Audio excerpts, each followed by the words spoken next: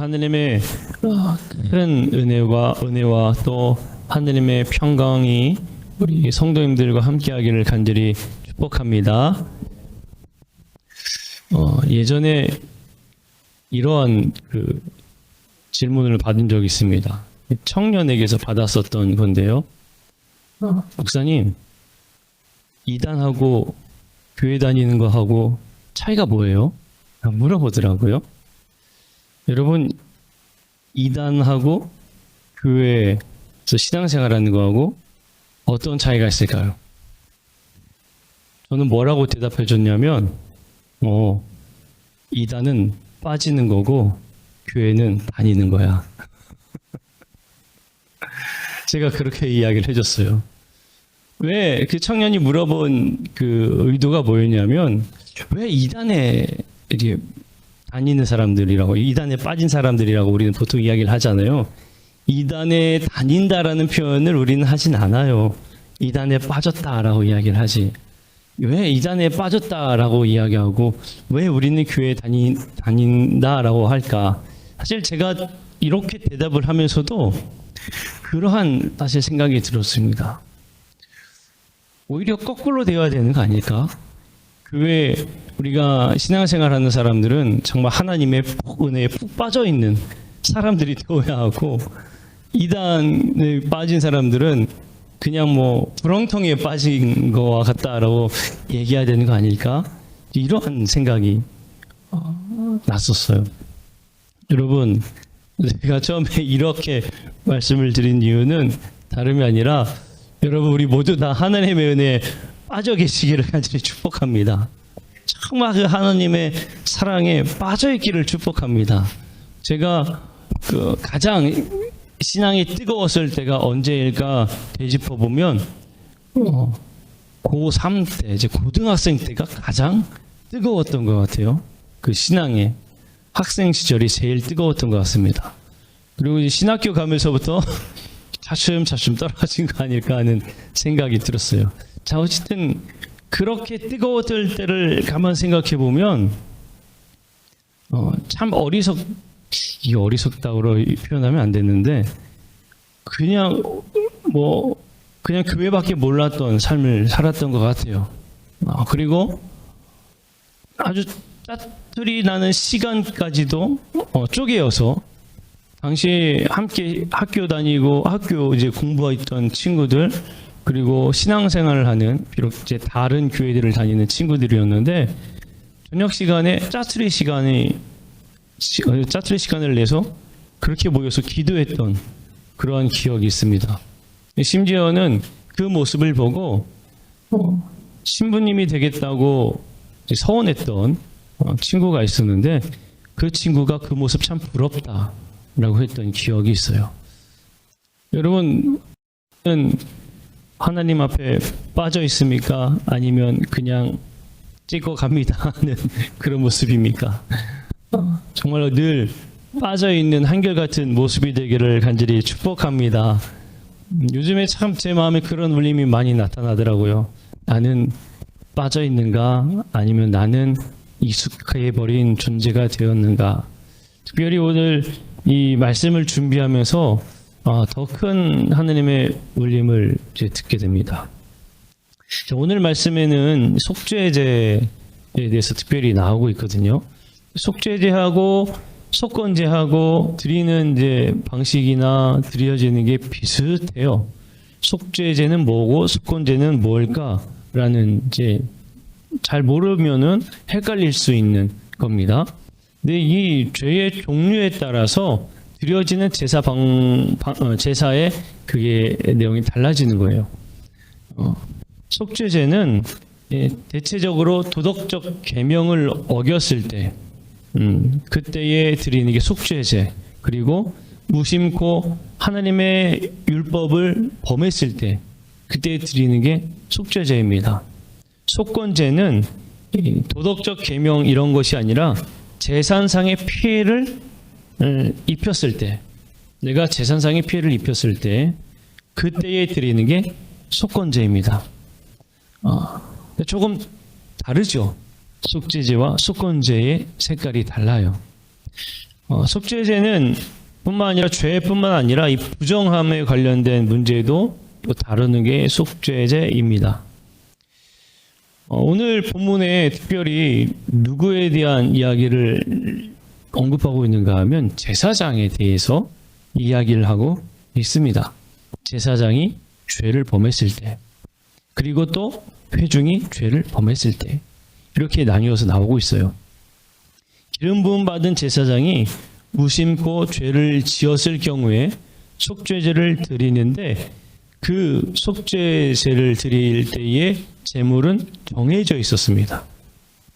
자, 이게 무슨 차이가 있는가 하면, 다른 이제 백성들이 하느님 앞에 번제를 드릴 때, 속죄제를 드릴 때에 속죄제의 제물은 차등이 있습니다.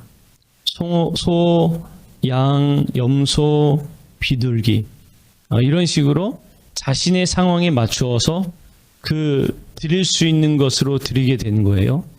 만약에 이런 것들까지도 안 되면은 곡식으로도 드릴 수가 있어요.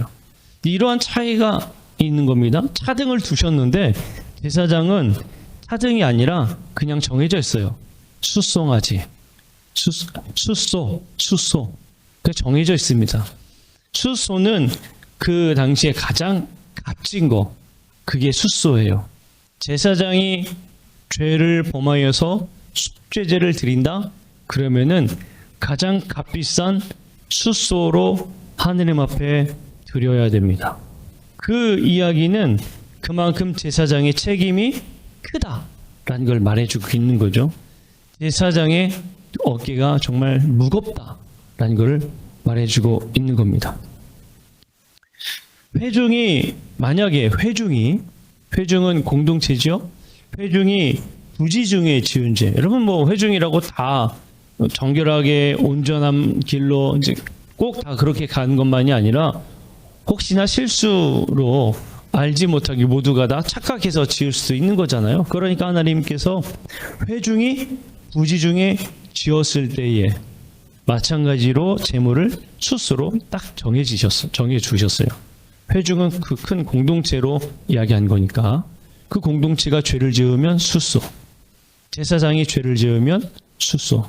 그만큼 제사장의 이 죄가 공동체의 죄와 같은 등급에 있다라고 하나님께서는 지목해서 말해주고 있구나라는 것을 알 수가 있습니다. 더욱이 어떤 제사장이든 죄를 짓게 되면 그 죄에 대해서 제사장 전체의 죄로 여기고 대제사장이 그 속죄제를 수행하였다라는 거예요. 자, 속죄제에서 가장 큰 특징이 뭐냐면 그 중요한 절차가 의례입니다. 어떤 의례냐면 짐승의 피를 손가락에 찍어서 7번 뿌리고 휘장에 뿌리고 또 제단의 4뿔에 바르는 그런 방식으로 진행이 돼요. 그리고 나머지 피는 마당의 제단 밑에 쏟아 부어 처리를 했습니다. 피를 손가락으로 뿌려서 제단에 있는 휘장과 그 제단의 주변을 다 뿌리는 것은 이 피로 그것들을 정결케 했다라는 의미를 가지고 있어요. 제사장이 범죄를 했다는 이야기는 무슨 이야기겠습니까? 범죄한 제사장이 거쳐간 곳들이 부정하게 되었기 때문에 그 부정한 것을 정결케 하는 방법은 피값밖에 없다라는 것을 말해주고 있는 거죠. 자, 그렇게 이 더럽혀진 성소는 깨끗하게 피로써 가능하게 되어졌던 겁니다. 성소를 깨끗하게 할 수 있는 것 피의 값밖에 없다라는 것을 말해주고 있어요. 여러분, 사도 바울이 뭐라고 얘기하는가 하면 고린도전서 3장 16절에 우리가 하느님의 성전이라 이야기합니다. 그러면 우리가 하느님의 성전이면 우리를 깨끗게 할 것은 뭐밖에 없을까요? 예수님의 피밖에 없다는 것을 말해주고 있는 거예요. 자, 오늘 하느님의 성전을 정결케 하는 예수 그리스도의 그 피의 은혜밖에 없음을 우리 또 이어서 연장해서 생각해 볼 때 우리가 함께 나누고자 하는 은혜는 첫 번째로 그리스도의 보혈로 죄에서 해방된다는 겁니다. 그리스도의 보혈로 죄에서 해방된다. 죄는 하느님의 계명에서 벗어나는 것을 의미하게 되지요. 그런데 이스라엘 이스라엘 백성들만 죄를 지는 게 아니라 제사장들도 얼마든지 하느님의 계명을 범하는 죄를 지을 수 있다라는 겁니다. 하느님께서 그 율법을 제정하실 때에 제사장들에 관련하여 이러한 제사법을 주신 이유는 제사장들도 똑같이 죄를 지을 수 있기 때문에 불완전한 존재들임을 말해주고 있는 겁니다. 하지만 그 제사장들이 불완전한 존재라고 해서 동일하게 그저 취급을 당했던 것이 아니라는 거예요. 가장 값비싼 숫송아지로서 그 죄의 문제를 해결해야 됐다는 것을 분명히 말해주고 있다는 겁니다. 그만큼 제사장에게 요구되는 게 그 요구되는 처신이 상당히 무겁다는 것을 말해주고 있어요. 그래서 교회 지도자들은 더욱더 그 삶에 있어서 그 처신에 있어서 상당히 신중을 기해야 한다는 것을 말해주고 있습니다. 종교 지도자들은 더욱더 큰 책임감이 있구나라는 것을 우리에게 분명히 말해주고 있어요. 제사장들이라고 해서 그냥 범죄했다, 그 죄가 있다, 하느님 앞에 고백해야지, 고백했다라고 끝난 게 아니라는 겁니다. 분명히 그 과정이 있고 그 과정은 결코 가볍지 않다는 것을 깨달으라고 말해주고 있음을 볼 수가 있습니다. 즉 이 말씀을 가만 생각하면서 큰 저에게도 깊은 뉘우침과 회개를 하게 되는 게 꼭 목회자라고 해서 그 죄가 큰가 이러한 생각들을 제가 젊은 시절에 많이 했습니다. 교회에 어떤 문제가 발생했다 그러면은 목회자와 평신도와의 이런 문제들, 서울 가면 상당히 시끄러운 일들이 많이 있으니까 그러면은 목회자만 잘못이 있나? 많은 목사님들이 목회자들의 잘못을 고백하셨거든요. 평신도들도 그 교회의 문제를 일으키는 문제들도 분명히 있으니까요. 젊은 시절에는 그렇게 많이 생각을 했는데 이 말씀을 계속 묵상하면서 이게 아니구나. 그만큼 교회 지도자들이라는 사람들은 상당히 신중을 기해야 되는구나라는 것을 다시 한 번 더 깨닫게 되었고 또 그만큼 어깨가 무겁고 얼마나 더 조심스럽게 준비하며 두드리며 하느님의 길을 가야 하는지를 다시 한 번 더 깨닫게 되면서 스스로를 고백하게 만들었습니다. 그러니까 예배를 준비할 때에도 그런 마음이 드는 거예요. 그냥 똑같이 와서 예배를 드리는 게 아니라 나는 지금 이 예배 한 번의 예배 내가 정말 온 마음을 다하지 않으면 안 된다. 이런 마음이 제 마음에 계속 들어오는 겁니다. 이 말씀을 요즘에 계속 묵상하면서 여러분 이것은 우리 모두에게 똑같이 말할 수 있는 말씀이기도 해요. 하느님께서 우리를 거룩한 하느님의 나라 자녀된 백성 그리고 거룩한 하느님의 백성 제사장된 나라라고 우리에게 말씀하고 계신데 우리들도 이 세상에 있어서 하느님의 백성이라면 정말 무겁게 하느님의 율법을 따르는 사람으로서의 삶을 살도록 노력해야 되는 줄로 믿습니다. 그런데 그 죄의 문제는 다른 게 아니라 예수님의 십자가의 보혈밖에는 답이 없다는 것을 분명하게 언급하고 있음을 여러분 우리는 보아야 한다는 거예요. 두 번째로 그리스도의 보혈은 죄의 문제에서 영원한 해답이라는 것을 분명히 말해주고 있습니다. 그리스도의 보혈, 예수 그리스도의 보혈이 죄 문제의 영원한 해답이다. 제사장이 희생제물의 피를 성소의 휘장 앞에 7번 뿌립니다. 7번. 휘장은 지성소를 가로막는 경계이죠.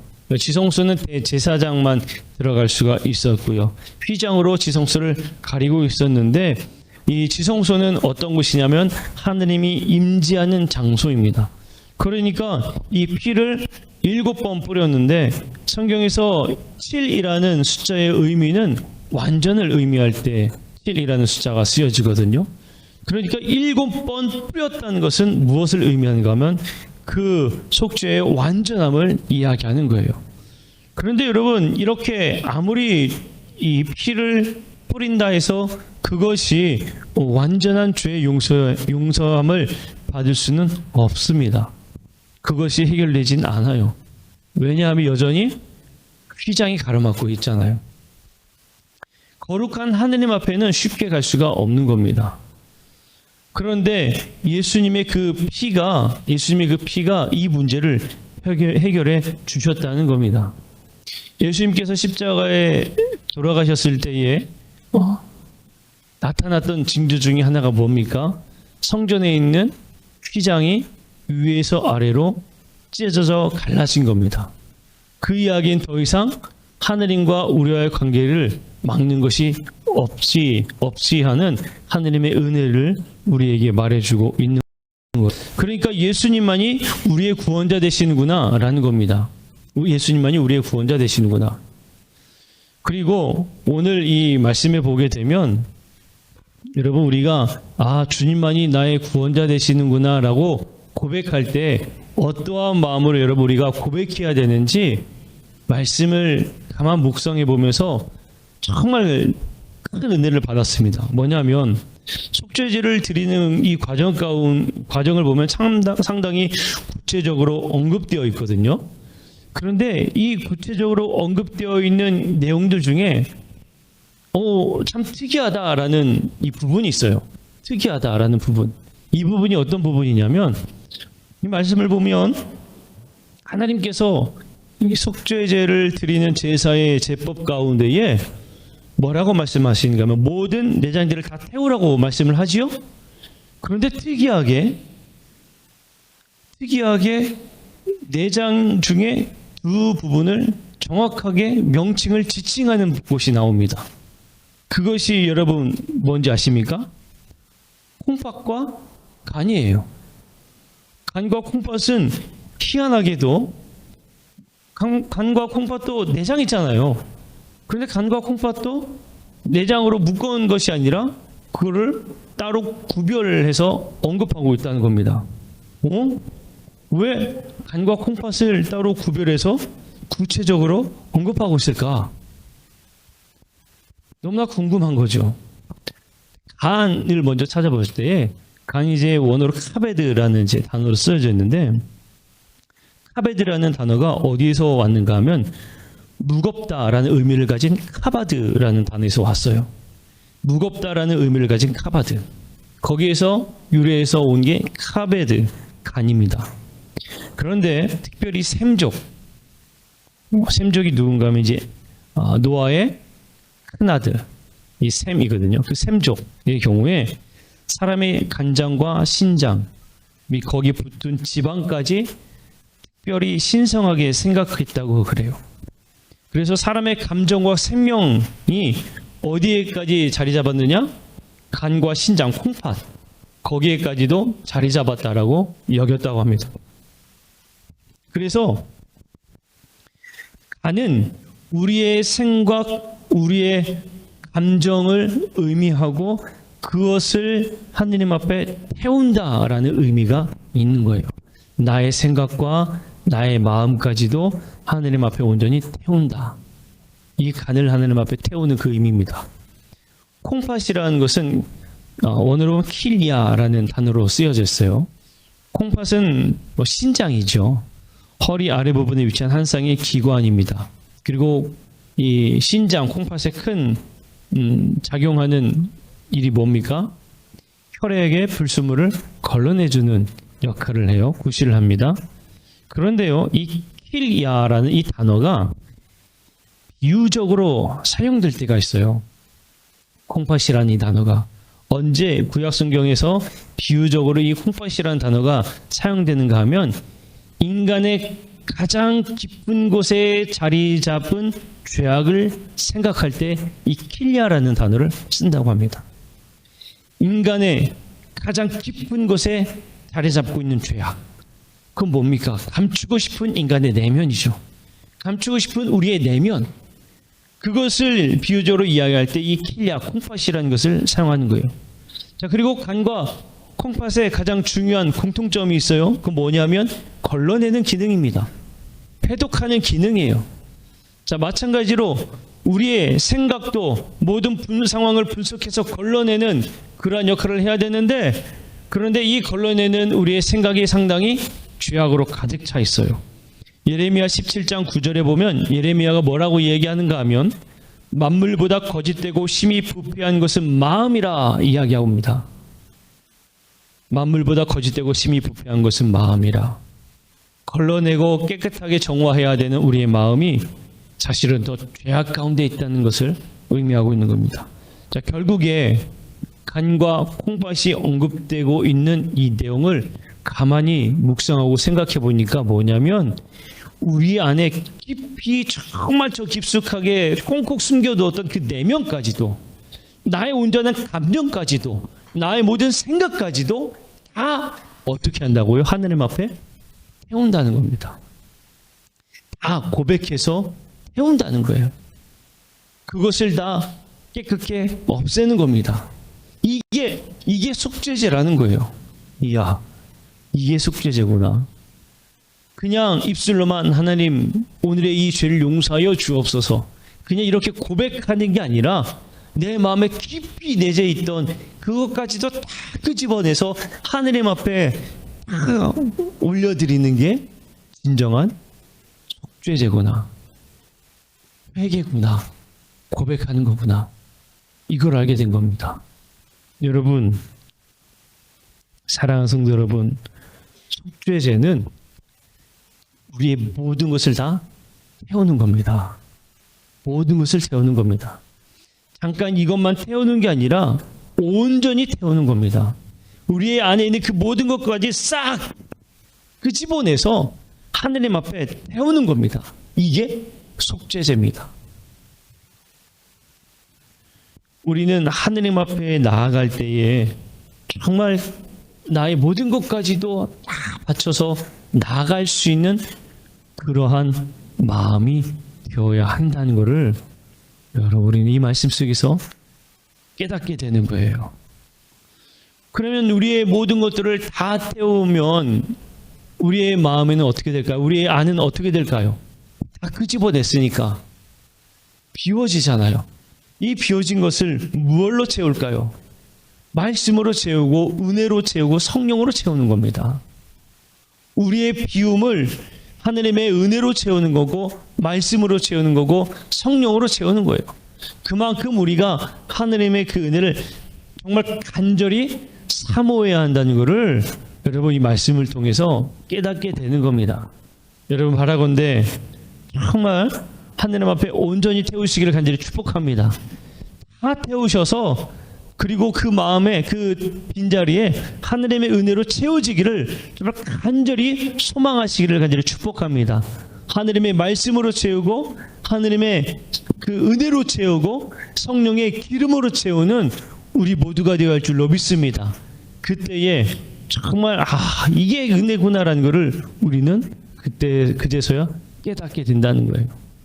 오늘 이 속죄제의 말씀을 여러분 다시 한 번 더 깊이 묵상하시면서 하느님 앞에 나아갈 때마다 거룩한 모습으로 나아가야 하는데 내가 지금 어떻게 나아가고 있는가, 이 속죄제의 의미를 깊이 생각하면서 어느 때보다도 더 귀한 정말 뜨거운 정말 가득 채워지는 그 은혜가 충만하시기를 주님의 이름으로 간절히 축복합니다. 기도하겠습니다.